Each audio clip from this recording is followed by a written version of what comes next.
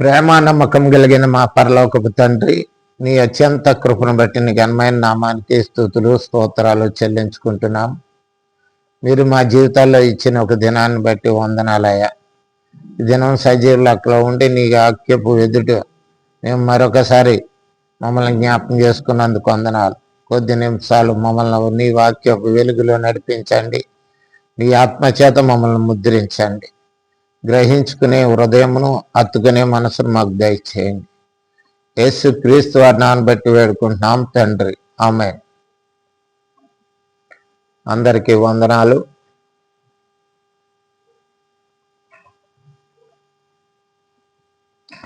ధనవంతులు అనగా ధనమును కలిగిన వారు ధనవంతులు, నీతిమంతులు అనగా నీతిని కలిగిన వారు. అట్లాగే ప్రతి విషయంలోనూ వంతులు అనగా కలిగిన వారని అర్థం.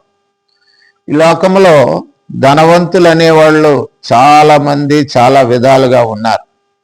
కానీ మరి ధనవంతులుగా పిలువబడుతున్న వారు 4 రకాలు బైబిల్లోని లోకాసు వార్తలో 4 రకాలుగా చెప్పినాడు ప్రభు అయినటువంటి మరి యేసుక్రీస్తు వారి ద్వారా.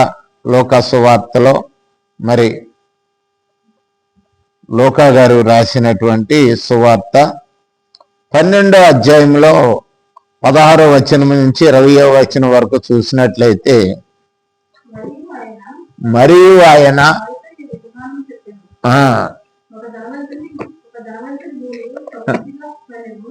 ఒక ధనవంతుని భూమి సమృద్ధిగా పండెను. అప్పుడు అతడు ఆ పంట సమకూర్చుకొనుటకు నాకు స్థలము చాలదు గనుక ఆలోచించుకొని నేను ఇలాగు చేతును, నా కొట్లు విప్పి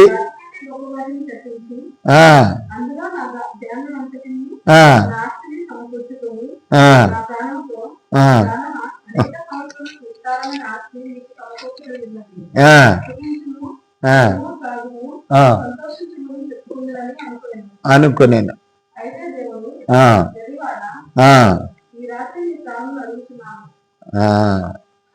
ఇక్కడ చూసినట్లయితే మనం ఈ మాటను మనం ధ్యానం చేసుకున్నట్లయితే 20వ వచనం వరకు మనం జ్ఞాపకం, వెర్రివాడా అనే మాటను మనం ఇక్కడ చూసినాం. కనుక ఈ ధనవంతునికి దేవుడు ఇచ్చినటువంటి మరి గొప్ప పేర్లు, బిరుదులు అనుకోవండి, ఏదైనప్పటికీ వీడు సమకూర్చుకునే ధనవంతుడు, లోబి, వెర్రివాడు, తన స్వార్థము కొరకు అనేక ఆలోచనలు కలిగిన వాడు, మరణమును గూర్చి కానీ దేవుని గూర్చిని కానీ ఆలోచన లేనివాడు. ఎందుకంటున్నాడంటే దేవుడు తన ప్రాణమును గురించి మాట్లాడట్లేదు, తన ప్రాణాన్ని ఇచ్చినటువంటి దేవుని గురించి మాట్లాడట్లేదు, సమకూర్చుకున్నటువంటి ఆ డబ్బును గురించి మాత్రమే ఇతనికి ఆలోచన ఉంది. ఇతన్ని ఏమన్నాడంటే సమకూర్చుకునేవాడు అంటాడు. సమకూర్చుకునే వాడు, సమకూర్చుకునే 17వ వచనంలో, నా పంట సమకూర్చుకున్నటకు నాకు స్థలము చాలదు. ఆయన విచారణ అంతా దేని మీద ఉన్నదంటే సమకూర్చుకోవటం కోసమే. ఎప్పుడు సంపాదించాలి, పోగు చేయాలి, చూసుకోవాలి. సంపాదించాలి, పోగు చేయాలి, చూసుకోవాలి. కనుక ఇటువంటి ఆలోచన కలిగిన వాడు సమకూర్చుకునే ధనవంతుడైన, మరణం మీద కానీ దేవుని మీద కానీ మరి ఏ విధమైనటువంటి ఆలోచించని వాడు. కేవలం అతడు తన యొక్క ప్రాణం గురించి కూడా ఆలోచించడు. తన ప్రాణం గురించి ఏమని ఆలోచిస్తున్నాడు? నా ప్రాణమా, అనేక దినాలకి మరి సరిపోయినంత ఆహారాన్ని నేను సమకూర్చాను, తిను, తాగు, సంతోషించు, అంతే. మానవుని జీవితాల్లో చాలా మంది ఉన్నారు ఇలాగా.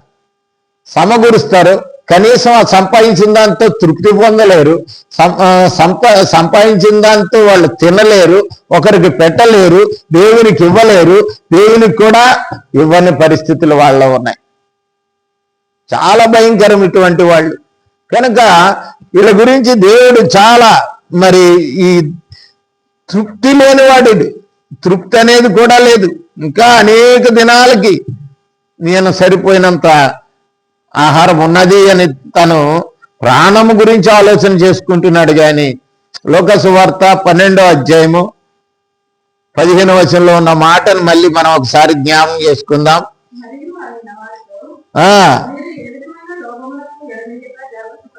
లోభములు వద్దని దేవుడు అంటున్నాడంటే లోభాన్ని కలిగిన వాడు లోభీవుడు. లోభి కరిగిపోతుందని ఆలోచిస్తాడు కానీ సుఖం, సంతోషం, సమాధానం ఉందని ఆలోచించడు. లోభితనం ఉన్నది వీడి దగ్గర. లోబుకి ఎడమగా ఉండమని దేవుడు అక్కడ చెలవిస్తుంటే ఏ విధమైన లోభత్వం ఎడమీయక జాగ్రత్తగా ఉండు అంటే కనుక ఇక్కడ మరి ఆ మాటలో చూసినట్లయితే ఒక మాట అంటాడు, మీ కలిమి విస్తరించుట ద్వారా జీవమునకు మూలము కాదు. అది ఆడు జీవము గురించి ఆలోచించట్లేదు. నేను ఇన్ని దినాలు దేవుడు బతికించాడు, సంరక్షించాడు, నాకు ఇది ఇచ్చాడు, ఈ జీవమును కాపాడుకోవటానికి నేను ఈ దేవుడు కలగజేసిన దేవుడికి నేను ఏమి ఇవ్వాలి? దీన్ని లోభత్వం కలిగి కొట్లు గురించి ఆలోచిస్తున్నాడు, నిలవేసుకోవటానికి ఆలోచిస్తున్నాడు, బ్యాంక్ బ్యాలెన్స్ కోసం ఆలోచిస్తున్నాడు, ఆస్తి సంపాదించుకోవటం ఆలోచిస్తున్నాడు, ఇల్లు కట్టుకోవటం కోసం ఆలోచిస్తున్నాడు. నాకు కాకుండా నా మనవల వరకు, తరముల వరకు అనేక సంవత్సరాలు అన్నాడంటే అనేక సంవత్సరాలు తన కుటుంబం నుంచి, తన గర్భము నుంచి వచ్చినటువంటి సంతానం గురించి కూడా వాడు ఆలోచిస్తున్నట్లు ఉన్నది ఇది. కనుక ఇక్కడ మరి ఆయన జీవమును గురించి ఆలోచించని వాడు. జీవము అనే మాట గురించి అసలు దాని ఆలోచనే లేదు ఇతనికి. కనుక జీవము అని అంటే దేవుని గురించి కలిగినట్టు ఆశ, నిత్య జీవమును కలిగినటువంటి ఆలోచన లేదంటే దేవుణ్ణి ఎరగనివాడు. కేవలం కష్టపడతాడో ఎలాగైనా సరే వాడు డబ్బు సంపాదించాలి, సమకూర్చుకోవాలి, మరి దాన్ని చూసి ఆనందించాలి. ఇటువంటి లోభత్వం కలిగిన వాళ్ళు మత్తయి సువార్తలో అందుకే యేసు ప్రభు వారు ఒక మాట అన్నారు. 6వ అధ్యాయం 19వ వచనంలో,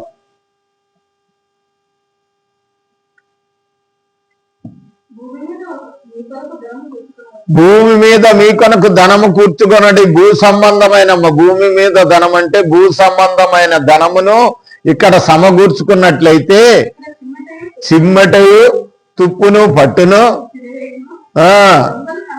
దొంగలు కన్నం వేసుకుని ఎత్తిపోతారు. ఈ రోజుల్లో దొంగలు ఎట్లా కన్నాలు వేస్తున్నారు? దొంగలు పెంచుతున్నది ఎవడంటే ధనవంతుడు. సంపాదించి ఇలాంటి లోభత్వం కులబడితే వాడు వాడిని చూసి పేదవాడవని వేరే వాడని ఆశపడి దొంగతనాలు వేస్తున్నాడు. అంత మాత్రమే కాకుండా వాడికి సాధ్యం కాకపోతే ప్రాణాలు కూడా తీసేస్తున్నాడు.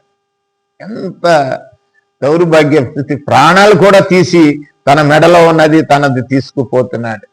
కనుక ఈ లోభత్వం నిన్నేం చేస్తుందంటే నీ ప్రాణాన్ని కూడా పోగొడుతుంది. ఏ ప్రాణం కొరకైతే నువ్వు సంపాదించి పెట్టావో, అనేక దినాల ప్రాణాలు, నా పిల్లల ప్రాణాలు, నా తల్లి ప్రాణాలు, ఆ ధనమే నీకు నాశనం చేస్తుంది నిన్ను.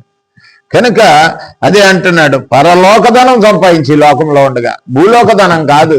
ఈ భూలోక ధనం శాశ్వతమైంది కాదు. దొంగలైన ఎత్తుకుపోతారు, తుప్పైన పెట్టేస్తుంది ఇక్కడ. కనుక గమనించాలి. కనుక మానవుడు 21లో ఒక మాట అంటే చూడమ్మా, 20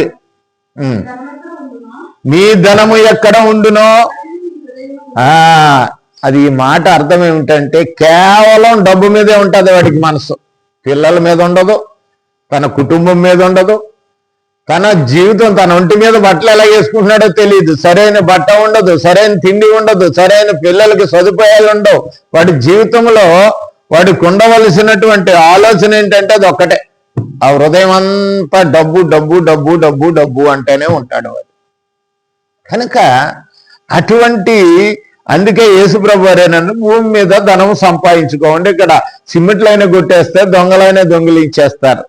కనుక అటువంటిది వద్దు అని చెప్తుంటే వీడు సమకూర్చుకొని నాకు సరిపోలేదు, ఇంకా కొట్లు కట్టి ఫుల్గా గొడౌన్లు ఏర్పాటు చేసి దాంట్లో నేను సంపాదించిందంతా స్టాక్ పెట్టేసుకుని దాన్ని చూసి చచ్చిపోతాను అంటున్నాడు. లోకసువార్తలో కూడా ఈ మాటని 12వ అధ్యాయము 20-21లో చూడండి.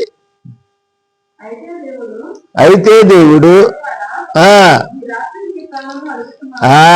వెర్రివాడా అన్నాడు. ఎవడైతే ఈ విధంగా ఉంటాడో వాడిని ఏమంటున్నాడంటే దేవుడు వెర్రివాడా అంటున్నాడు. వెర్రివాడు ఎవడైతే ఈ విధంగా చేస్తాడో వాడు వెర్రివాడుగా గుర్తించాడు దేవుడు. వెర్రివాడా అంటున్నాడు. ఈ రాత్రి నీ ప్రాణమును అడుగుచున్నారు, నీవు సిద్ధపరిచినవి ఎవనివి అగును. తెలియదాడికి ఈ రాత్రి సంపాదించాడు. పిల్లల కోసమో, మనవల కోసమో, లేకపోతే వెనకటి కోసమో, దేనికోసమో. అది వాళ్ళు సద్వినియోగపడుతుందో అది తెలియదు వాడికి. వెర్రివాడు, వెర్రి ఆలోచన కలిగిన వాడని అర్థం. వెర్రివాడంటే ఆలోచన లేనివాడని అర్థం. కనుక 21లో అంటాడు, దేవుని ఎడల ధనవంతులు కాక తన కొరకే సమకూర్చుకునివాడు అలాగునే ఉండును. ఇక్కడ మంచి మాట అన్నాడు. వాడు ఎవరి కోసం కంటే సంపాదిస్తాడు. కనీసం దేవుని దగ్గరికి ప్రతిదీ నాకు సంపాదన కావాలి, నాకు జీవనోపాధి కావాలి, నాకు ఈ బిజినెస్ లో లాభం కావాలి, నాకు ఇది కావాలి, అది కావాలనేవాడు దేవుని కొరకు ఇవ్వడు ధనం. దేవుని పనికి ఇవ్వడు, దేవుని పరిచర్యకి ఇవ్వడు, దేవుని పని కొరకు వాడుకోనండి. దేవుని దగ్గర నుంచి మాత్రం ప్రతిదీ తీసుకుంటాడు. చాలా భయంకరమైనటువంటి ఆలోచన వీడిది. కనుక కొరకే సమకూర్చుకునేవాడు. కనుక ఈయన్ని పేరేమన్నాడంటే సమకూర్చుకునేవాడు, సమకూర్చుకునే ధనవంతుడు వీడు. లోబి, వెర్రివాడు, తన స్వార్థం కొరకే బ్రతికి ఆలోచన కలిగిన వాడు వీడు. కనుక తన ప్రాణం గురించి మాత్రమే ఆలోచించుకొని ప్రాణాన్ని ఇంకా కాపాడుకుని అనేక దినాలకి సరిపోయేది నా బిడ్డలకి సరిపోద్ది అనుకునేవాడు. కనుక దేవుడు వీడిని ఎర్రివాడు, వెర్రి ధనవంతుడు అని అనవచ్చు, లేకపోతే లోబి ధనవంతుడు అనవచ్చు, సమకూర్చుకునే ధనవంతుడు అవ్వచ్చు. రెండవ వాడి గురించి అదే లోకాసు వార్తలో 16వ అధ్యాయంలో 19వ వచనం నుంచి చూసినట్లయితే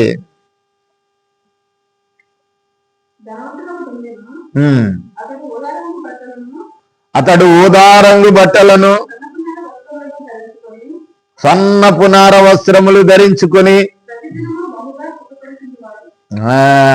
బహుదినము బహుగా సుఖపడువాడు. వీడెవరయ్యా అంటే బహుగా సుఖపడువాడు, బహుగా సుఖపడువాడు. ఎప్పుడు వీడికి సుఖం సుఖం కదండి. సన్నపున వస్త్రనారాలు అంటే పల్సటి బట్టలు, ఊదారంగు వస్త్రాలు వేసుకున్నాడంట. ఊదారంగు అనేది డిగ్నిటీ, పవర్. ఒక ఊదారంగు వస్త్రాలు వేసుకుంటాడు. అటు ప్రతి దినము బహుగా సుఖించువాడు. వీడికి ఇచ్చిన దేవుడు పేరేమిటంటే సుఖించువాడు. వీడికి సుఖమే కావాలి, ఇతరులు ఏమైపోయినా పర్వాలేదు. అతడు ధనము దేనికంటే వాడు సుఖము కొరకు ఆనందించేవాడు. అటు సంపాదించుకున్నది తనే తినాలి, తనే ధరించుకోవాలి, తనే చావాలి. అటువంటి సుఖపడే, బహుగా సుఖపడేవాడు. అదే 16వ అధ్యాయంలో 11, 12లో మాట అంటాడు, కాబట్టి మీరు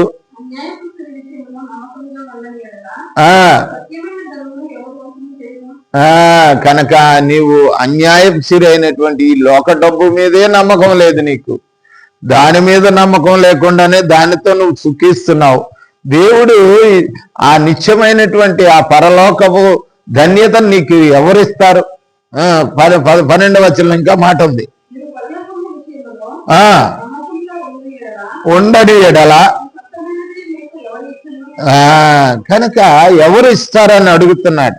కనుక వీడు మరి ఆ యొక్క పరలోక విషయం గురించి ఆలోచన చేయనివాడు. కనుక ఇటువంటి వాడు డబ్బు చూసుకోవటానికి చాలా మంది ఏంటి తెలుసా, దాచి పెడతారో, లెక్కలు పెట్టుకుంటారో, ఇంతున్నది అంతున్నది అనుకుంటాడు.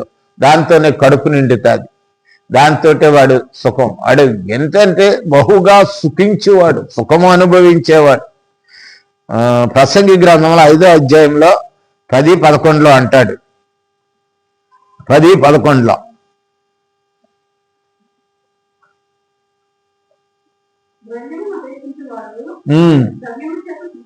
తృప్తి నందడు, సుఖపడువాడు. తృప్తి, ఆ సుఖమన్న తృప్తి పొందుతాడా అంటే తృప్తి పొందడు. తృప్తి పొందని జీవితం ఆడిది. అది తృప్తి పొందని జీవితము కలిగిన వాడు వాడు.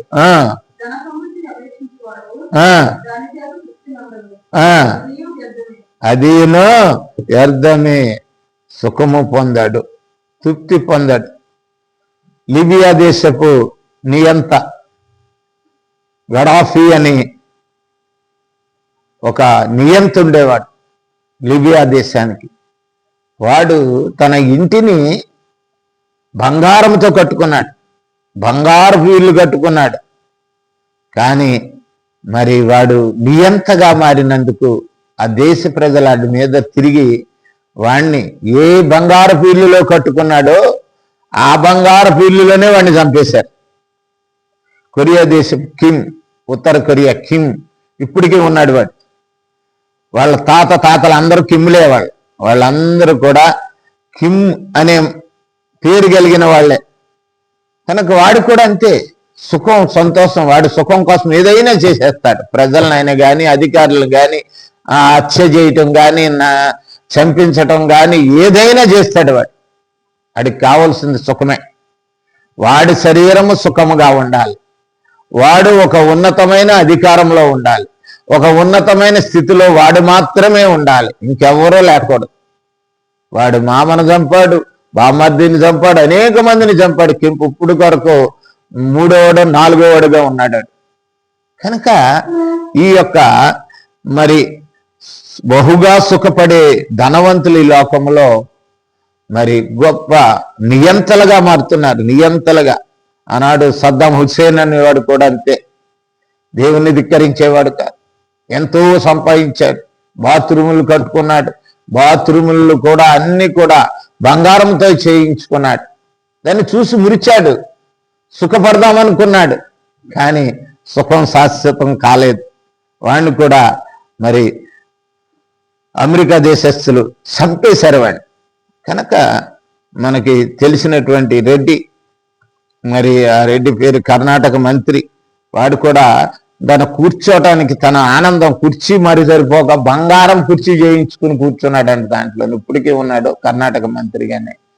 మరి ఆయన అటువంటి వాళ్ళు ఏమిటంటే సుఖము కోరుకునేవాళ్ళు, సౌలభ్యం సుఖం కొనుక్కునేవాళ్ళు వీళ్ళు. కనుక దానివల్ల ఏం కలుగుతుంది అనే ఆశ తెలియదు వాళ్ళకి, అది సమస్త కీడులకు మూలం. అందుకే కర్ణాటక మంత్రి అరెస్ట్ చేయబడ్డాడు, సదాం హుసేన్ చంపబడ్డాడు. దక్షిణ కొరియా కిమ్ ఈ రోజు వరకు ఒక మూర్ఖుడిగా ప్రపంచ దేశాలు ఎంచుతున్నాయి వాడిని.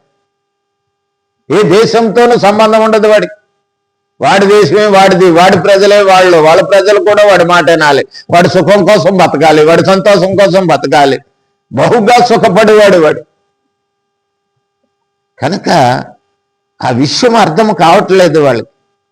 కనుక అందుకే దేవుడు ఆనాడే మరి యేసు ప్రభు వారు ఆనాడే దాంట్లో రాయించారు, బహుగా సుఖపడువాడు అంట, బహుగా సుఖపడువాడు వాడి పేరు.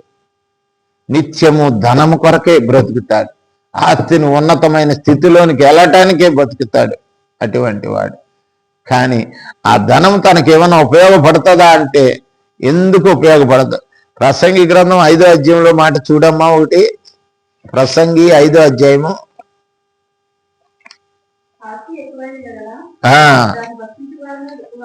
ఎక్కువ అగుదురు, కన్నులారా చూచుటకే గాని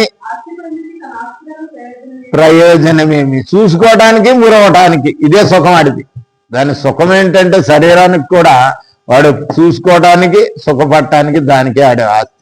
వాడికి దేవుడిచ్చినటువంటి ఆస్తి ఈ లోకంలో సమస్తం దేవుడిదే, భూమియు దాని సంపూర్ణతయు దేవునిదే, యెహోవాదే, దేవునిదే. ఎవరైనా అనుభవించడానికి దేవుడు మానవుడికి ఇస్తే దాంట్లో అందరికీ పొందవలసింది ఆడు ఎక్కువగా సంపాదించుకుని ఆడి శరీరాన్ని సుఖ పొందటానికి, ఆడి శరీరాన్ని సంపాదించుకోవడానికి ఈ రోజుని అటువంటి వాళ్ళు తయారైనారు. అందుకే పరిశుద్ధాత్మ దేవుడు తిమోతికి రాసిన 1వ పత్రిక 6వ అధ్యాయం 6వ వచనంలో అంటాడు, సంతుష్టికరమైనటువంటి దైవభక్తి గొప్ప లాభసాధకమై ఉన్నది. మనం ఈ లోకంలోనికి ఏదీను తీసుకురాలేదు, డబ్బే కాదు, అసలు నీ శరీరాన్నే నువ్వు తెచ్చుకోలేదురా బాబు. నీ శరీరం కూడా దేవుడు అనుగ్రహించాడు, మీ దేహము దేవుని వల్ల మీకు అనుగ్రహింపబడ్డది. నువ్వని సంపాదిపడుతున్నావు. నువ్వు సంపాదించుకోవడానికి ఉపయోగపడిన సాధనమైనటువంటి నీ శరీరము నా చూసావా, నీ దేహము, అది దేవుడే నీకు ఇచ్చాడు. అది దేవుడు ఇచ్చినప్పుడే నువ్వు కనుక అది కూడా నువ్వు ఈ లోకంలోకి తేలేదు. ఈ లోకంలోకి వచ్చిన తర్వాత నీ శరీరం మొదలుకొని నీకు సమస్తాన్ని ఇచ్చిన దేవుడు, ఆ దేవుణ్ణి మర్చిపోయినావు. అటువంటి సుప్తికరమైనటువంటి దైవభక్తి మానేసి ఇక్కడి నుంచి ఏది సంపాదించావు అది పట్టుకెళ్తావా? పోనీ ఏమీ పట్టుకెళ్ళావు. రతన్ టాటా ఎంతో సంపాదించాడు, వివాహం కూడా చేసుకోలే, కడికి లోకాన్ని విడిచినప్పుడు వెళ్ళిపోయినాడు. ప్రపంచాన్ని జయించినటువంటి మరి ఆ యొక్క మరి అలెగ్జాండర్ ద గ్రేట్, అతను కూడా ఒక చూసునిచ్చిపోయాడు ఈ ప్రపంచానికి. తన చేతులు బయటకు ఎట్టి శవంలో నుంచి రంధ్రాలు పెట్టి బయట పెట్టి వట్టి చేతులతో వచ్చాను ఈ లోకంలోనికి, నా తల్లి గర్భంలో నుంచి. అలాగే వట్టి చేతులతో నేను వెళ్ళిపోతున్నాను. కనుక ఇది మీకు సూచనగా ఉండాలంటే ఈ రోజు వరకు మానవుడు గల 4 చేతులు లొంగెట్టుకుని పోగు చేసుకుంటాడు. కానీ లాస్ట్కి మాత్రం ఆ అలెగ్జాండర్ లాగే వట్టి చేతులతో విడిచిపెట్టి ఇక్కడి నుంచి ఏమీ తీసుకెళ్ళలేము. కానీ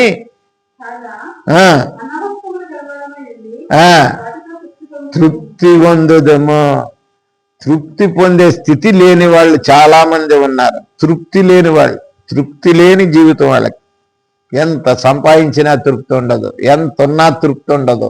ఎంతున్నా ప్రాకులాడుతుంటారు, హత్యలు చేస్తారు, మానభంగాలు చేస్తారు, అధికారాలు సంపాదిస్తారు, అనేక మందిని చంపిస్తారు, అనేక మందికి నష్టం చేస్తారు, రాజకీయ పదవులకు సంపాదిస్తారు. ఏది చేసినా సంపాదన కోసమే. వీళ్ళని ఏమన్నాడంటే సుఖపడువాడు అంటాడు. సుఖపడే ధనవంతుడు వీడు, సుఖపడే ధనవంతుడు. నిత్య జీవము కొరకు వాడు ఆలోచించడు, నిత్య జీవమైన ధనము కొరకు ఆలోచించడు వాడు. కనుక మరి ఇంకో మాట ఉంది కింద, ధనవంతులగుటకు అపేక్షించేవారు శోధనలోను ఉరిలోను అవివేకయుక్తములైన అనేకమైన హానికరములైన అనేక దురాశల్లో పడిపోతారు. డబ్బు సంపాదించడం వల్ల ఈ లోకంలో నాశనం వచ్చింది. డబ్బు లేకపోతే ఎత్తటి వాడిని ఆడుకోడా నీకుంది ఆడుకుంది అనుకుంటాడు. వీడిది ఎక్కువ అయింది, వీడు వాడి దగ్గర దోసుకోవాలి, వాడి దగ్గర నుంచి ఎలాగైనా సంపాదించుకోవాలని వీడు అనుకుంటున్నాడు. నాకు ఇంకా సంపాదించుకోవాలంటే ఎదటి వాడిని కూడా ఎదటి వాడిది కూడా ఆక్రమించుకుని నేను బతకాలనుకుంటున్నాడు. ఈ డబ్బు ఎంత, అందుకే దేవుడు దీనికి ఏం పేరు పెట్టాడంటే అన్యాయము. మానవుని అన్యాయం చేసే డబ్బు ఇది. 10వ వచనం చదవమ్మా. ఎందుకనగా కీడులకు మూలము. డబ్బు సంపాదించి సుఖించాలని నువ్వు అనుకుంటున్నావు, అది నీ కీడు. ఈ రోజు రోగాలు దేనివల్ల వస్తున్నాయంటే డబ్బు ఎక్కువ అవటం వల్ల.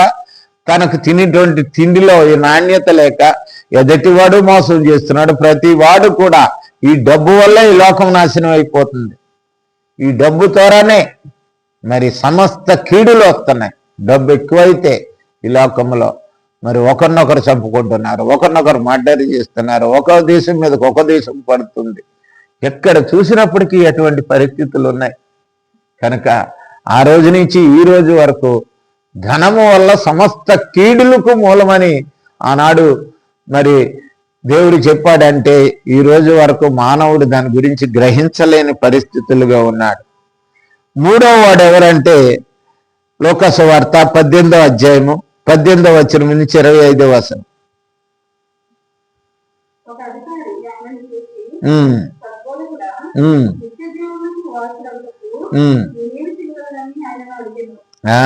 మిక్కిలి ధనవంతుడు. ఇది ఎవడంటే వీడి పేరు మిక్కిలి ధనవంతుడు. కానీ వీడికి ఒక మంచి బుద్ధి ఉంది. ఈ మిక్కిలి ధనవంతుడైనా వీడి దగ్గర ఉన్నది ఏంటంటే నేను రక్షణ పొందాలి, నేను కూడా నిత్యత్వం పొందాలని ఒక ఆశ ఉండి యేసుప్రభు దగ్గరికి వచ్చాడు. యేసుప్రభు దగ్గరికి వచ్చి మరి రక్షణ పొందలేదు కనుక రక్షణ పొందాలి, కానీ ఆస్తి ఎక్కువ ఉంది. ఆస్తి ఉంటే మరి ఆస్తి ఉండాలి, అలాగే నేను రక్షణ పొందాలని ఆశ కలిగిన వాడు. కనుక అప్పుడు యేసుప్రభు అంటున్న మాట చూడండి అక్కడ. అందుకు యేసు సత్పురుషుడు అని చెప్పడం అంటే యేసుక్రీస్తు సత్పురుషుడు కాదని చాలా మంది వివరిస్తున్నారు. సత్పురుషుడని ఏ విషయంలో నన్ను నువ్వు పోల్చావు? నువ్వు సత్పురుషుడు అయితే, నేను సత్పురుషుడిని అయితే నా దగ్గరికి వచ్చిన నీవు సత్పురుషుడిగా మార్చబడాలి కదా. నాలో ఉన్న సత్పురుషత్వం నీలో కూడా రావాలి కదా. నాలో ఏమి సత్పురుష లక్షణాలు కలిగి ఉన్న పొంది అని నువ్వు గ్రహించగలిగావు అని అంటున్నట్టు ఇక్కడ. కనుక దేవుడు ఒక్కడే సత్పురుషుడు కనుక నేను కూడా దేవుడిని అని చెప్పడమే అది. వ్యభిచరింపవద్దు, నరహత్య చేయవద్దు, దొంగిలవద్దు, అబద్ధ సాక్ష్యము పలకవద్దు. అది 10 ఆజ్ఞలు యేసుప్రభు వారు ఆనాడు మరి దేవుడు ఇచ్చినటువంటి 10 ఆజ్ఞలు నువ్వు పాటిస్తున్నావా? ఇవన్నీ ఉన్నాయి కదా నీకు. కనుక నిశ్చితం పోవాలంటే ఇవన్నీ చేయాలి కదా అని అన్నాడు. వీడికి రక్షణ పొందక ధనంతో పుణ్యకార్యాలు చేసేవాళ్ళు చాలా మంది ఉన్నారు. పుణ్యకార్యం చేస్తే మాకు నిశ్చితం వచ్చేస్తుంది అనుకున్నారు. అలాంటి వీడు చాలా మంది ధనవంతులు ఏం చేస్తున్నారంటే పేదలకు ధర్మం చేస్తున్నారు, పేదలకు సహాయం చేస్తున్నారు. కనుక దీంతో ధనం వచ్చేస్తుంది అనుకుంటున్నారు. కనుక ఇవన్నీ నేను అప్పటి నుంచి చేస్తూనే వస్తున్నాను. చాలా మందికి సాయం చేశాను, ఫీజులు లేకపోతే ఫీజులు కట్టాను, డబ్బులు లేకపోతే హాస్పిటల్లో ఇచ్చుకుంటూ వచ్చాను, అనేక మందికి తిండి పెట్టాను, అనేకమైన దానాలు చేసుకుంటూనే వస్తున్నాను అన్నాడు. ఎంత చేసినా ఒకటి ఉన్నది. ఎవరైతే ప్రభు అయిన యేసుక్రీస్తునందు విశ్వాసం ఉంచుతారో ఆయనే మార్గము, ఆయన ద్వారా తప్ప ఎవడను పరలోకంలో అనిశ్చిత్వంలో చేరలేడని ఎరిగి కూడా వీడు ఇవన్నీ విడిచిపెట్టుకోకుండా వచ్చాడు. ఈ లోకంలో ఇది విడిచిపెట్టుకోకుండా వచ్చాడు. ఈ లోక ఆశ ఉన్నది, వాడికి ధనాశ ఉన్నది, ధన ఆస్తి ఉన్నది. కనుక ఆస్తిని కాపాడుకోవటానికి దేవుని దగ్గరికి చాలా మంది వస్తున్నారు. ఈ రోజుని దేవుని దగ్గరికి ఆస్తిని కాపాడుకోవటానికి దేవుని దగ్గరికి వచ్చేదో పుణ్యకార్యాలు చేసి సత్కార్యాలు చేసి మేము కూడా వాళ్ళు ఎవరో మా మీద కన్నెయ్యకోకుండా వీళ్ళు కూడా ధనవంతులు అయినప్పటికీ ఉదార స్వభావాలు కలిగి ఉండి వారికి పుణ్యాలు చేస్తున్నారు, సహాయాలు చేస్తున్నారు, అది చేస్తున్నారు, ఇది అది రాదు. అది యేసుప్రభు దగ్గరికి వచ్చాడు కానీ ధనం మీద ఆశపోలేదు. ఈ ధనాశ పోకుండా జీవిస్తున్నవాడు మిక్కిలి ఆస్తి గల ధనికుడు అని పేరేడికి. రక్షణ ఆశ కూడా కలిగి ఉన్నది కానీ అది పొందలేడు. లోకంలో ధనము మీద ఆశ పెట్టుకున్నవాడు దేవుడు. అందుకే యేసుప్రభు వారు మాట్లాడతాడు. యేసుప్రభు వారు సూది బెజ్జంలో ఉంటే దూరటం ఎంతో, ధనవంతుడు పరలోక రాజ్యం చేరటం అంతే అంటాడు. కనుక సూది బెజ్జం ఎంత ఉంటుంది, దాంట్లో ఒంటి ఎలాగ దూరగలదు. కనుక అలాగే ధనవంతుడు పరలోకంలో రాజ్యంలో చేరలేడు. వాడి మనసు అంతా, వాడి హృదయం అంతా, వాడి ఆలోచన అంతా, వాడి ఉద్దేశాలంతా ధనం మీద ఉంటుంది. ధనం మీద ఆస్తిపరుడికి ధనం మీద ఆశపోదు. కనుక అది ఏ విధంగానూ ఉపయోగపడదు. ధన గర్వం ఉంటుంది వాడి దగ్గర, అతిశయం ఉంటుంది వాడి దగ్గర, అహంకారం ఉంటుంది వాడి దగ్గర. దాని మీద ఆశ కూడా పోదు. అది దేవుని దగ్గర పొందాలని రక్షణ ఉన్నప్పటికీ ఆడి మనసు దేవుని కంటే ఎక్కువ ధనం మీదే పెడతాడు. ప్రకటన గ్రంథంలో 3వ అధ్యాయం 17-18 ప్రకటన గ్రంథం 3వ అధ్యాయం 17-18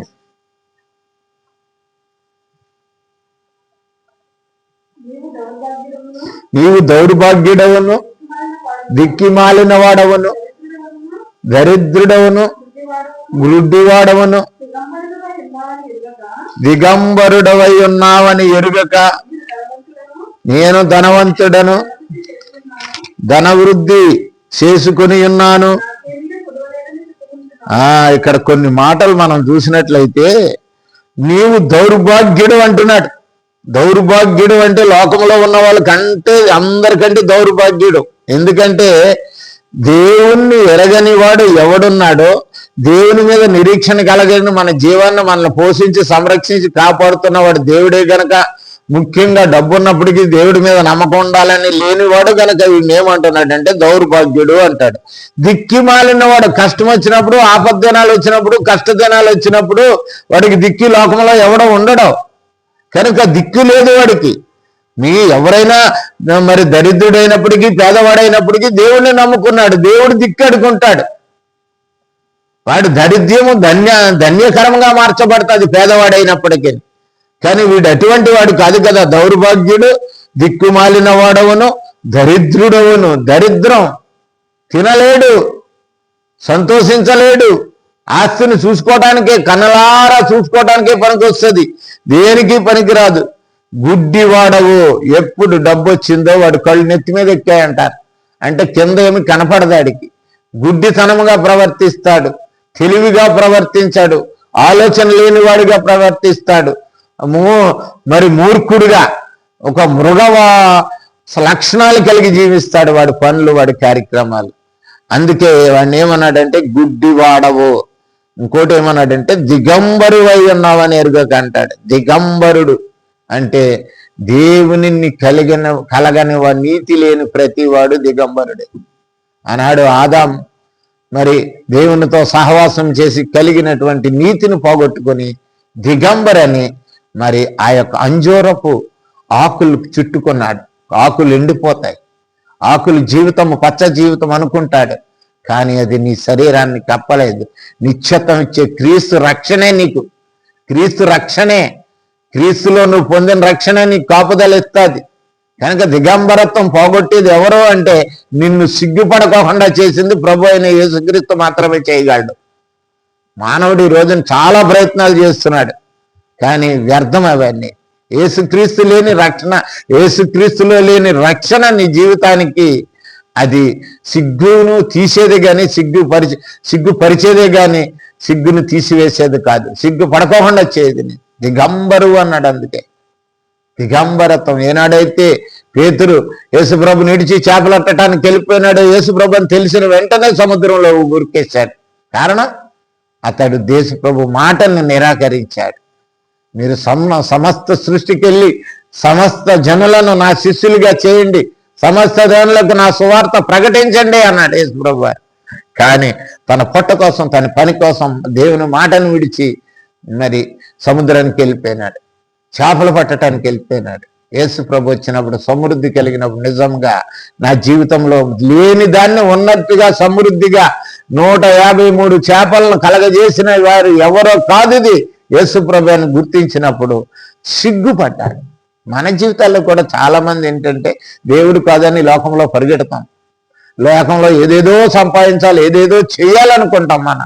మన ఆలోచన వ్యర్థం, కడగ సిగ్గుపడతాం. మనం సిగ్గుపడి మళ్ళీ మనం కృంగిపోతాం. అందుకని ఇక్కడ ఈ ధనవంతుడిని గురించి మనకు చెప్పేటప్పుడు అదే మాట అంటున్నాడు. ధన గర్వము, ధన అతిశయము మనల్ని సిగ్గుపరుస్తుంది. అదే ఆత్మీయ అతిశయం ఉన్నట్లయితే, ఆత్మీయ ధనము నీలో ఉన్నట్లయితే, పరలోక ధన్యమని సత్క్రియలు నీ యందు ఉన్నట్లయితే తప్పకుండా అది నిన్ను సిగ్గుపరచదు, నిన్ను ధన్యుడిగా మారుస్తుంది. అది ఎరిగిన వాళ్ళు ఈ రోజుల్లో చాలా మంది ఉన్నారు. అననీయ సిప్పారాలు వాళ్ళు ఆత్మీయులుగా చేయబడ్డారు. ఆదిమ సంఘములో ఉన్నటువంటి సంఘములో చేర్చబడినటువంటి విషయాలు అననీయ సిప్పారాలు వాళ్ళు 5వ అధ్యాయం అపోస్తుల కార్యం 5:2 ఉంటుంది. మరి వాళ్ళందరూ ఒక నిర్ణయానికి వచ్చారు.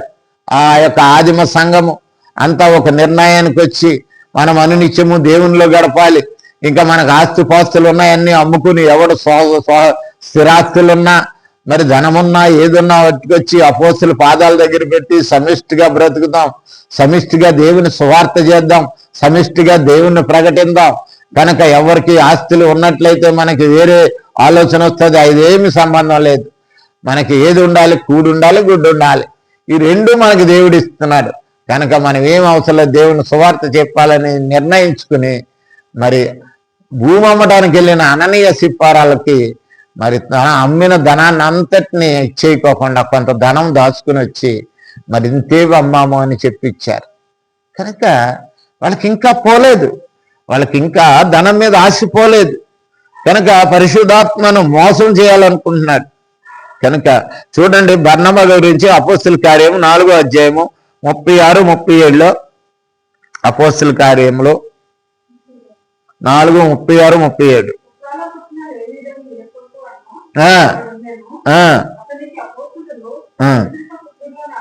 హెచ్చరిక పుత్రుడు అనగా అర్థం ఇచ్చే బర్నబా అని పెట్టారు. బర్నబా అంటే హెచ్చరించేవాడు. ఆయన హెచ్చరించగలిగినటువంటి సామర్థ్యము కలిగిన వాడు. ఎవరి దగ్గర కూడా ఎక్కిరింపబడేవాడు కాదు, హెచ్చరించేవాడు ఈయన.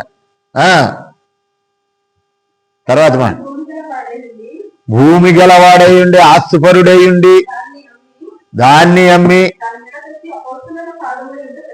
అది చూసారా, వాళ్ళేమో దాచుకున్నారు సగం, ఈయనేం చేశాడు తెలుసా, అట్టుకొచ్చి సమస్తం అపోస్తల పాదాల దగ్గర పెట్టాడు. కనుక ఇక్కడ మనం మిక్కిలి ఆస్తిపరుడు కావచ్చు. నీ ఆస్తి నిన్నేమి చేయలేదు, అది నీకు రక్షణ ఇవ్వలేదు, నీ కాపుదల ఇవ్వలేదు, నువ్వు దౌర్భాగ్యుడు, దరిద్రుడు, దిక్కుమాలిన వాడు, సమయం వస్తే నువ్వు గుడ్డివాడుగా దిగంబరవై జీవించవలసి వస్తుంది. నువ్వు ఏదో గొప్పగా చెప్పుకోవడానికి నేను ధనవంతుడిని, నాకు ధన వృద్ధి ఉన్నది, నాకు ఏమీ లేదు, నాకు మించినోడు ఎవడో లేడు ఊర్లో, నా తర్వాతే మిగతా ఊళ్ళో అని అనుకున్నావంటే అది గర్వము, ధన గర్వం అంటాడు దాన్ని, ధన అహంకారము. మరి ఇక్కడిద్దరు వ్యక్తులను ఉపమానంగా మనం తీసుకున్నాం. అననీయ సిప్పారాలను తీసుకున్నాం, అట్లాగే బర్నబాని తీసుకున్నాం. అలా అమ్మి సగం దాచుకుని సగం పట్టుకొచ్చి ఇచ్చారు అపోస్తల పాదాల దగ్గర. బర్నబా అయితే ఆస్తిపరుడు, ఆయనకి ఏమీ లోటు లేదు. అయినప్పటికీ మరి దేవుని కొరకు, దేవుని పరిచర్య కొరకు, దేవుని సంఘము, దేవుని రాజ్యము కొరకు వాడు సమస్తము నమ్మి అపోస్తల పాదాల దగ్గర పెట్టాడు. అందుకే ఆయన హెచ్చరిక. ఈ రోజు వరకు క్రైస్తవుడు కాదు, ప్రతి వాడికి హెచ్చరిక పుత్రుడే ఆయన. అందుకే బర్నబా అని పేరు ఆయనకి తగును. హెచ్చరిస్తున్నాడు ఆయన. ఈ ఆస్తి మనల్ని ఏం చేయలేదు, ఈ ఆస్తి ఈ లోకం నుంచి తీసుకెళ్ళలేము, ఈ లోకం నుంచి మనం ఏం పట్టుకెళ్ళలేము. ఇక్కడికి వచ్చినప్పుడు పట్టురాలేదు, ఇక్కడ నుంచి వెళ్ళేటప్పుడు కూడా మనం పట్టుకెళ్ళలేము. కనుక గమనించాలి, మనం గమనించి దాన్ని ఆలోచించుకొని ఆ ఆస్తి మనల్ని ఏమి చేయలేదు గనక మన ఆస్తి ఇచ్చిన దేవుని పని కోసం, పరిచర్య కోసం ప్రయాసపడాలని ఉండాలి. కనుక గమనించాలి. ఇంకొక 4వ వ్యక్తి ఉన్నాడు ఇక్కడ. లూకాసు వార్త 19వ అధ్యాయంలో 1వ వచనం నుంచి 10వ వచనం చూసినట్లయితే అతడు ఎరుకోవాసి అని జక్కయ్య అంటారండి. ఏమంటారమ్మా? జక్కయ్య. ఎరుకోవాసి. ఎరుకో పట్టణం అనేది పాపలోకం. ఎరుకో వాసీడు. ఎరుకో అంటే పాపము, ఎరుకో అంటే దిద్దుబాటు లేనిది అని అర్థం. కనుక వాడు సుంకపు గుత్తదారుడు. సుంకం అంటే పన్ను వసూలు చేసే ట్యాక్స్ ఆఫీసర్ వాడు. సుంకపు గుత్తదారుడైన ధనవంతుడు. సుంకపు గుత్తదారుడైన ధనవంతుడు అని పేరు ఉంది. 19వ అధ్యాయము 7వ వచనంలో చూసుకున్నట్లయితే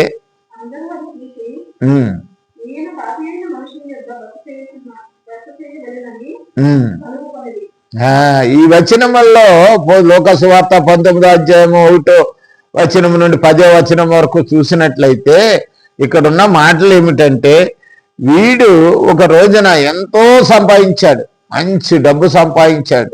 గుత్తదారుడిగా ఉండి అన్యాయంగా ట్యాక్స్ వసూలు చేసినప్పుడు 10 రూపాయలు అయితే 20 రూపాయలు వసూలు చేసేవాడు, 20 రూపాయలు అయితే 40 రూపాయలు వసూలు చేశాడు. డబల్ వసూలు చేసి సమకూర్చుకుని దాచిపెట్టుకున్నటువంటి అన్యాయపు సిరిని సంపాదించినటువంటి ధనవంతుడు. ఆ డబ్బును సంపాదించుకున్నవాడు ఒక ఆశ కలిగింది. ఆ ధనవంతుడిలాగే ఈయన కూడా ఒక ఆశ కలిగింది. అందరూ నా ధనవంతుడైన నన్ను చెప్పుకోవట్లేదు, కానీ యేసుప్రభు గురించి అందరూ చెప్పుకుంటున్నారు. అసలు యేసుప్రభు ఎలాగుండాలో చూడాలి, యేసుప్రభు ఎలాగుంటాడో చూడాలని ఒక రోజున యేసుప్రభు ఆ యొక్క మార్గంలో వస్తున్నాడని తెలిసి మేడి చెట్టు ఎక్కి పైనుండి చూడాలి నేను అని అనుకుని పైన ఎక్కి యేసుప్రభుని చూడాలనే ఆశ కలిగినప్పుడు యేసుప్రభు తన మీద ఆశ గల ప్రాణాలను తృప్తిపరిచే దేవుడు. ఆయన్ని చూడాలనుకున్న ప్రతి వాడికి ఆయన కనబరుచుకుంటాడు. ఆయన మీద ఆశ కలిగిన ప్రతి వాడిని ఆయన ఆదరిస్తాడు. ఆయన ప్రతి వాడిని ఎరుగును ఆయన. కనుక జక్కయ్య చెట్టు ఆ యొక్క గుబురులో ఉండిపోయాడేమో. ఆ చెట్టు పైన ఉన్నప్పుడు, ఆ తిన్నంగా వచ్చినప్పుడు, జక్కయ్య తిరిగిరా, నీ ఇంటికి నేడు రక్షణ వస్తుంది. కనుక నువ్వెంతో డబ్బు అన్యాయంగా సంపాదించావు, అది నిన్ను కాపాడలేదు, కానీ నీకున్న ఆశ చూసావా నన్ను చూడాలని. ఆ నన్ను పాపిని నేను నన్ను ఎవరు క్షమిస్తారు, నేను ఎవరు నాకు రక్షణ ఇస్తారు, ఎవరు నాకు విమోచన ఇస్తారని ఆశపడుతున్నావే, ఎట్టి వాడైనా సరే. అందుకే 10వ వచనంలో అంటాడు, నశించిన దాన్ని వెతికి రక్షించుటకు మనిషి కుమారుడు లోకములోనికి వచ్చెను అనే మాట ఆయన చెప్తున్నాడు. నీ కొరకేరా నాయన నేను వచ్చింది, దిగు చెట్టు దిగు, ఈరోజు నీ ఇంటికి వస్తున్నాను, నీ ఇంట్లోకి నేను వచ్చినట్లయితే నీకు రక్షణ వచ్చినట్లే, నడు నీ ఇంటికి వెళ్దాం నాడు అని తీసుకెళ్ళి అక్కడ ఆయనతో కలిసి సహవాసం చేస్తున్నాడు. యేసుప్రభు వారు 3వ అధ్యాయము 19వ వచనం, ప్రకటన గ్రంథం 3వ అధ్యాయం 19వ వచనంలో మాట అంటాడు. 3:19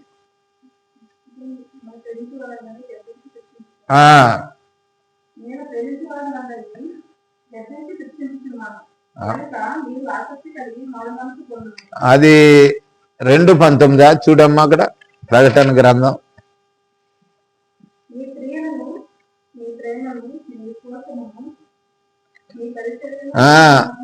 3:19 20 చదువు. ఇదిగో నేను తలుపు వద్ద నిలిచి తట్టుచున్నాను, ఎవడైనను నా స్వరము విని తలుపు తీసిన ఎడల నేను అతని యొద్దకు వచ్చి అతనితో నేనును నాతో అతనుడు భోజనము చేయను. యేసు ప్రభు ఎవరితోటైనా సహవాసం చేస్తాడు. భోజనం అంటే తిండే అని కాదు, సహవాసం చేసేవాడు. ఏ సహవాసాన్ని అయితే నువ్వు కోల్పోయినావో, తండ్రి దగ్గర నుంచి మన పితరుడైన ఆదాము సహవాసాన్ని కోల్పోయినాడు. ఆ సాన్నిధ్యాన్ని కలిపి దేవునితో మనల్ని సమాధాన పరచటానికే ప్రభు అయిన యేసుక్రీస్తు లోకానికి వచ్చాడు. కనుక ఆయన భోజన సహవాసం కూడా నీతో చేస్తాడు.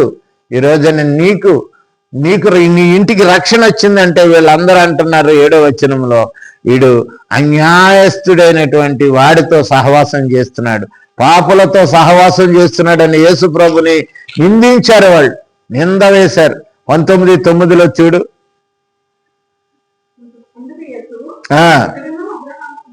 ఇతడును అబ్రహాము కుమారుడే. ఎవడైతే దేవుని యందు పాపమని, దుర్మార్గుడవని, భ్రష్టుడవని ఎవడైనా సరే ప్రభువునందు విశ్వాసం ఉంచేవాడు, ప్రతి వాడు కూడా విశ్వాసమునకు తండ్రి అయినటువంటి అబ్రహాము కుమారులే. ఎవరైనా సరే, వాడి జాత, మతమా, కులమా, దేశమా, అది ఏది కాదు.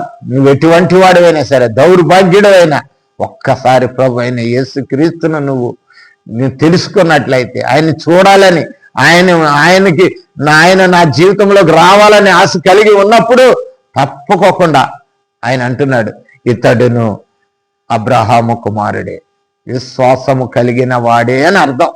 అబ్రహాము కుమారుడు అంటే విశ్వాసము కలిగిన వాడే అని అర్థం. అదే 19:3 చూడండి. ఆయనకున్న ఆశ చూద్దాం. 3:4 ఎవరు ఈ రోజుల్లో చాలా మంది యేసు ప్రభు ఎవరో తెలియక కిట్టుమిట్లాడుతున్నారు.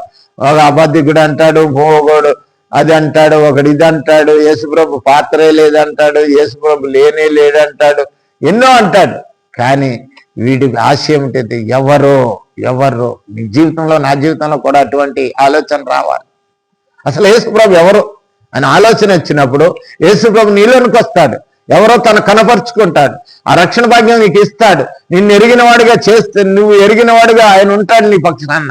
నీకు వచ్చిన కష్టాల్లో, నష్టాల్లో, బాధల్లో లాస్ట్కి నిత్యత్వం వరకు ఆయన తోడుగా ఉంటాడు. అది యేసు ప్రభు యొక్క గొప్పతనం.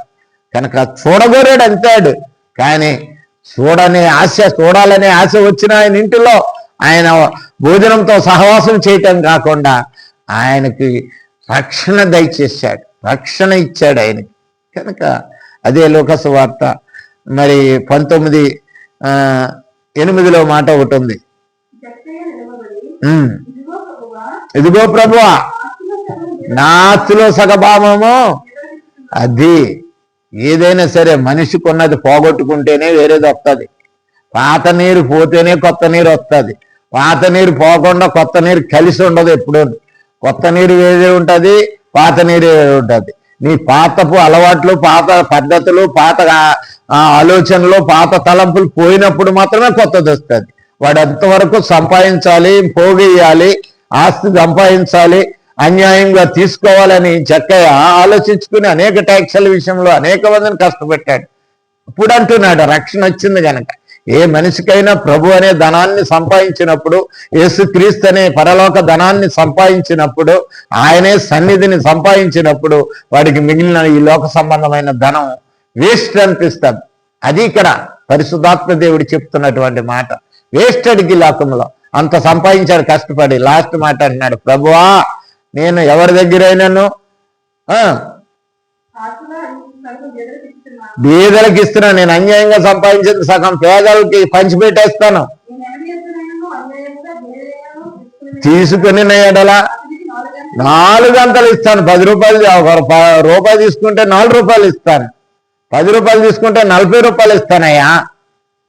నాకు దీని మీద నమ్మకం లేదు. నాకు రక్షణ వచ్చింది, నాకు గొప్ప ధన్యత వచ్చింది కనుక ఐశ్వర్యం వచ్చింది అని అంటున్నాడు. అతి కలిగింది రక్షణ పొందినవాడు. కింద ఇంకో మాట ఉంది,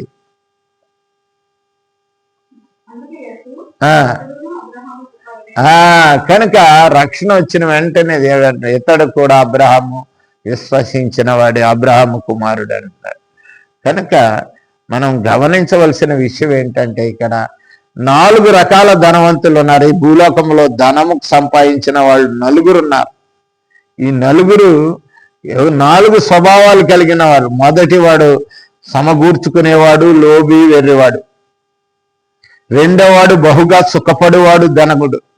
మూడోవాడు మిక్కిలి ఆస్తి గలవాడు, ఆస్తి మీద మనసు పెట్టినవాడు. 4వవాడు అన్యాయపు సిరిని సంపాదించుకొని యేసు ప్రభుని చూడాలని ఆశ కలిగిన వాడు. కనుక ప్రియ సహోదరి సహోదరుడా, నీవు ఎటువంటి ధనవంతుడు? నేను ధనవంతుడు కాదండి, నాకేం లేదు, పేదవాడిని అనుకోవచ్చు. నీకు ధనము సంపాదించుకునే అవకాశం ఉంది. ఆ అవకాశాన్ని నువ్వు పోగొట్టుకుంటున్నావు. ఆ ధనవంతుల కంటే అత్యంత ధనమైనటువంటి యేసుక్రీస్తు యొక్క నిధి కలిగిన ఉన్నవాడుగా నీకు అవకాశం ఉంది. అందుకే మరి పరిశుద్ధాత్మ దేవుడు తిమోతికి రాసిన 1వ పత్రిక 6వ అధ్యాయం 17వ వచనములు అంటాడు,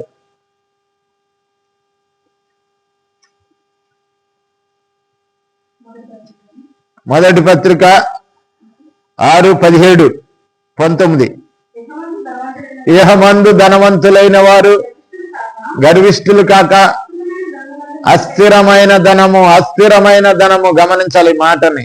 అస్థిరమైనది ధనం. ఈరోజు నీ దగ్గర 100 రూపాయలు ఉంటుంది, మళ్ళీ కౌంటర్ దగ్గరికి వెళ్ళిపోద్ది, లేకపోతే ఇంకో వ్యాపారి దగ్గరికి వెళ్ళిపోద్ది, ఇంకొకరి దగ్గరికి వెళ్ళిపోద్ది. అదే స్థిరం ఒకరి దగ్గర ఉండదు. అది నువ్వు దాచిపెట్టుకున్నా అది పోతుంది కదా. ఎంతో మంది దాచుకున్న వాళ్ళది గవర్నమెంట్ హ్యాండ్ ఓవర్ చేసుకుంటుంది. ధనాన్ని దాచుకోవటానికి లేదు. అది నీ జీవనంలోనికి ఉపయోగపడటానికే ధనము అనేది ఉన్నది. దాన్ని దేవుని పరిచర్యకో, దేవుని పని కొరకో, అనేక మంది ప్రజల కొరకు ఉపయోగించడానికి ధనం ఉంది. కానీ నువ్వు కూడబెట్టుకుంటే అది ఏం ఉపయోగం? పాత్ర వేసినట్టు అయిపోతుంది అది. కనుక అది దేనికే ఉపయోగపడదు. అందుకే బ్లాక్ మనీ అంటారు, దాని పేరే మార్చేశారు.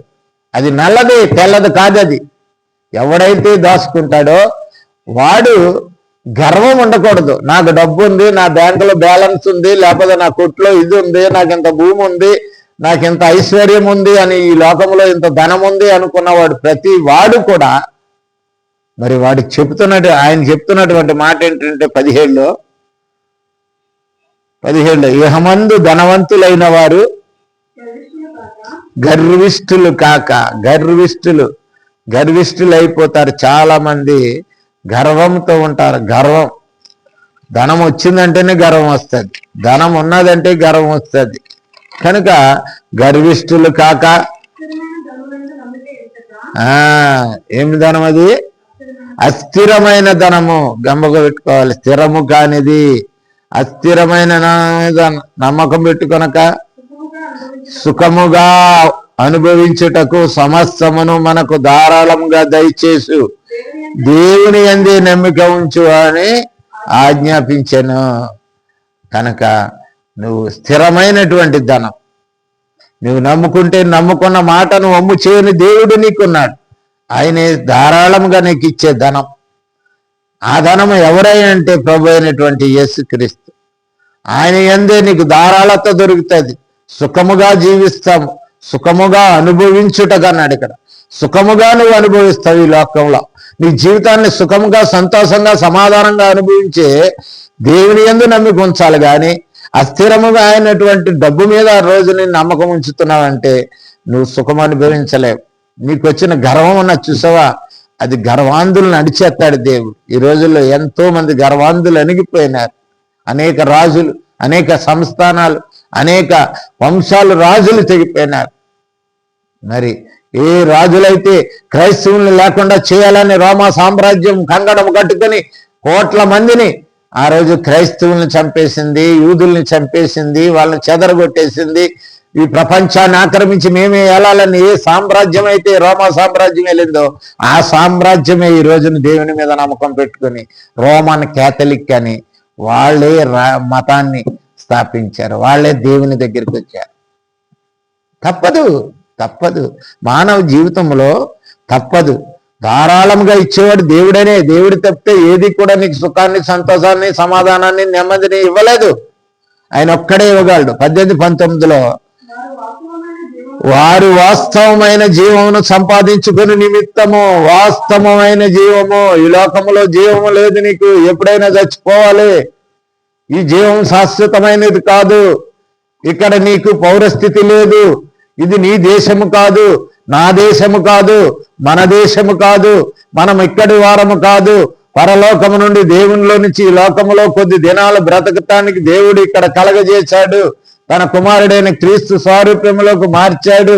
మార్చాలని ఆశ కలిగి ఉన్నాడు. ఆయన యందు విశ్వాసం నుంచి బాప్తిసం పొందిన ప్రతి వానికి ఆ లోక పౌరస్థితి ఇవ్వటానికి ఆయన ఈ లోకానికి వచ్చాడు. సమస్త జీవం సంపాదించు. మళ్ళీ చదవమ్మా. రాబో కాలమునకు, రాబో కాలమునకు మంచి పునాది వేసుకొనుచు. మంచి పునాది, పునాది క్రీస్తే. క్రీస్తే ఈ లోకంలో పునాది. మానవుడు జీవం పొందాలి అంటే, నిత్య జీవం పొందాలంటే యేసుక్రీస్తే పునాది. పునాది రాయి యేసుక్రీస్తు.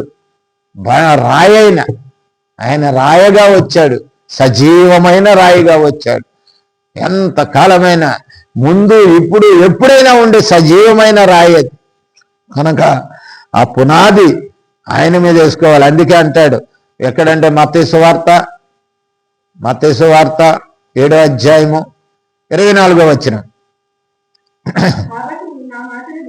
ఈ నా మాటలు విని వాటి చెప్పున చేయి ప్రతి వాడు తన బండ మీద తన ఇంటిని కట్టుకొను బుద్ధిమంతుడు కావాలంటున్నాడు. బుద్ధిమంతుడు బండ అనే క్రీస్తు అనే పునాది మీద తన జీవితాన్ని కట్టుకున్నవాడు బుద్ధిమంతుడు. ఆ బుద్ధిమంతుడు ఏం చేస్తాడంటే ఇక్కడ చెప్తున్నాడు లోకాసు వార్తలో, సత్క్రియలను ధనము గలవారును. ఎలాగంటే అటువంటి వాడు ఎలా ఉంటాడంట, సత్క్రియలనే ధనం ఆవురద్యం. ఇక్కడ మేలు చేయువారును, ఇతరులకు మేలు చేయాలి. నీ ధనంతో ఇతరులకు మేలు చేస్తే పరలోక ధనం దొరుకుతుంది.